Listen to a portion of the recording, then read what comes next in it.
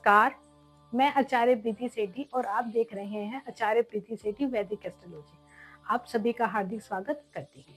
आइए वैदिक ज्योतिषी के माध्यम से आज के विषय को हम विस्तार से समझते हैं।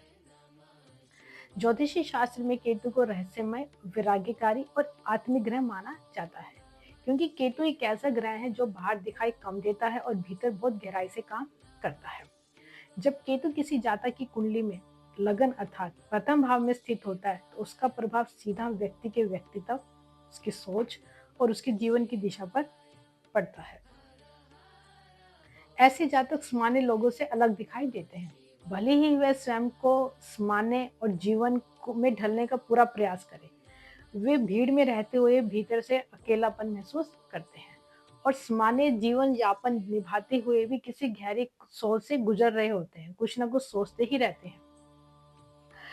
लगन में केतु वाले जातकों को समझना आसान नहीं होता, बल्कि उनका जो जीवन होता है भीतर और बाहर दोनों स्तर पर चलता है। अपने जीवन के पहले 25 और 30 वर्षों तक ऐसा जातक सामान्य चंचल होता है, मिलनसार होता है और सामाजिक दिखाई देता है। वह लोगों से जल्दी जुड़ जाता है, बातचीत में सहज होता है और समाज में भी अपने आप को अच्छी तरह ढाल लेता है। बाहर से तो हमें देखने में लगेगा, कोई हमें ऐसे अनुमान भी नहीं लगा पाएंगे कि उसके भीतर एक गहरी और वैराग्यपूर्ण बेचैनी निरंतर काम कर रही है। वह जीवन को हंसते बोलते और हल्के फुल्के ढंग से जीता हुआ आपको दिखाई देगा, पर भीतर भीतर कहीं ना कहीं वो एक अस्पष्ट असंतोष भी बना रहता है, क्योंकि कई बार वह स्वयं से ही प्रश्न करता है, मैं क्या चाहता हूँ, मैं यहाँ क्यों हूँ और यह सब किस लिए है। और इन सभी प्रश्नों का उत्तर उस समय भी उसे भी स्पष्ट नहीं होता, पर प्रश्न बने रहते हैं।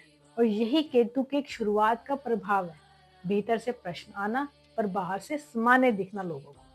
लगभग 30 वर्ष की आयु के बाद उसके जीवन में एक ऐसा परिवर्तन आता है जिसे जिसे अचानक कहा जा सकता है और वह पूरी तरह से स्वाभाविक होता है।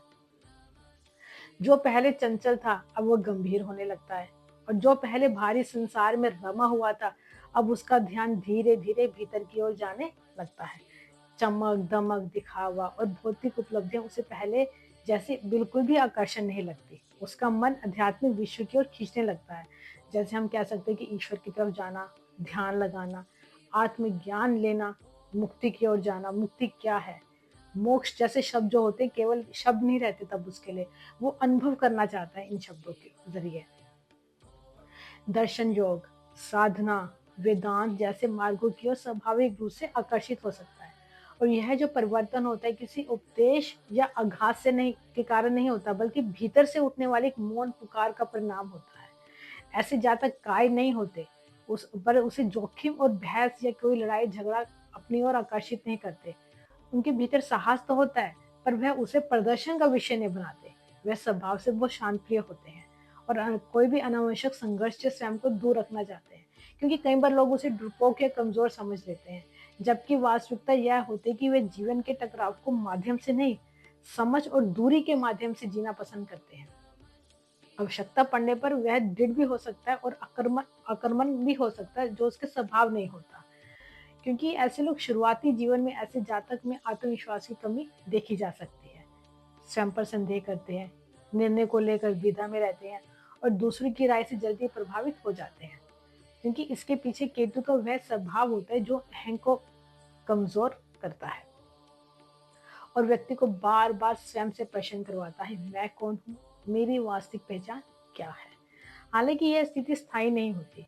यदि कुंडली में बृहस्पति, बुध या चंद्रमा का सहयोग मिले तो समय के साथ यह असंतुलन कम होने लगता है और व्यक्ति भीतर से अधिक स्थिर और मजबूत बनता चला जाता है। यदि लगन में केतु के साथ मंगल या सूर्य का प्रभाव जुड़ जाए तो जातक के स्वभाव में स्पष्ट परिवर्तन दिखाई देता है। मंगल उसे आवश्यकता पड़ने पर खड़े होने की शक्ति भी देता है और सूर्य उसे आत्मसम्मान व अपनी पहचान स्वीकार करने का साहस भी प्रदान करता है।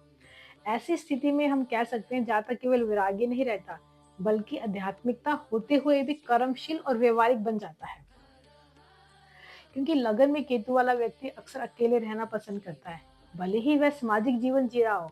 भौतिक उपलब्धियां उसे जल्दी संतुष्ट नहीं कर पाती और सामान्य जीवन के भीतर भी उसके अंदर एक सन्यासी प्रवृत्ति हमेशा सक्रिय रहती है। ऐसे जो जातक होते हैं कई बार बिना विशेष प्रयास के ही बहुत सी बातों को समझ लेते हैं, मानो वे ज्ञान और उनके साथ पहले से ही उनके साथ इस जन्म में वो आया हो। जीवन में अचानक उतार चढ़ाव, दिशा का परिवर्तन होना उसके लिए वो असामान्य नहीं होता, क्योंकि ये केतु का स्वाभाविक प्रभाव होता है जो उनको वो दिखाई दे रहा होता है। क्योंकि लगन में केतु वाला जो जातक होता है ना, वो रहस्यमय गहन और आत्मिक प्रवृत्ति वाला व्यक्ति होता है। और उनका जीवन कभी भी सीधी रेखा में नहीं चलता, बल्कि एक अंतर्मुखी यात्रा की तरफ आगे बढ़ता है। शुरुआती वर्षों में भ्रम होना, असंतोष होना, आत्मविश्वास की कमी होना और बाद के वर्षों में वैराग्य आना, समझ आना, अध्यात्म की ओर झुकाव होना, यही उसका स्वाभाविक मार्ग होता है। यदि अन्य ग्रहों का सहयोग मिले तो ऐसा जातक केवल स्वयं के लिए नहीं, बल्कि समाज के लिए भी एक मौन मार्गदर्शक और प्रेरणा स्रोत बन जाता है। आज हमने केतु के वास्तविक स्वभाव के बारे में जाना है। अगले भाग में हम जानेंगे कि लगन से लेकर द्वादश भाव तक केतु क्या परिणाम देता है, विभिन्न ग्रहों के साथ इसकी युति कैसी होती है और केतु की महादशा वास्तव में व्यक्ति के जीवन में क्या परिवर्तन लाती है। अगर आपको यह जानकारी उपयोगी लगी हो तो वीडियो को लाइक करें, अपने परिवार और मित्रों के साथ शेयर करें और ऐसे ही वैदिक ज्योतिष से जुड़ी हुई ज्ञानवर्धक वीडियो देखने के लिए हमारे चैनल आचार्य प्रीति सेठी वैदिक एस्ट्रोलॉजी को सब्सक्राइब करना ना भूलें और साथ ही बेल आइकन को भी दबा दें ताकि आने वाली हर नई वीडियो की जानकारी आपको समय से सबसे पहले मिल सके। मैं आचार्य प्रीति सेठी आपसे अनुमति चाहूंगी, फिर मिलेंगे एक नए विषय और वैदिक ज्योतिषी के गहन ज्ञान के साथ। तब तक के लिए आप सभी का हृदय से धन्यवाद। नमस्कार।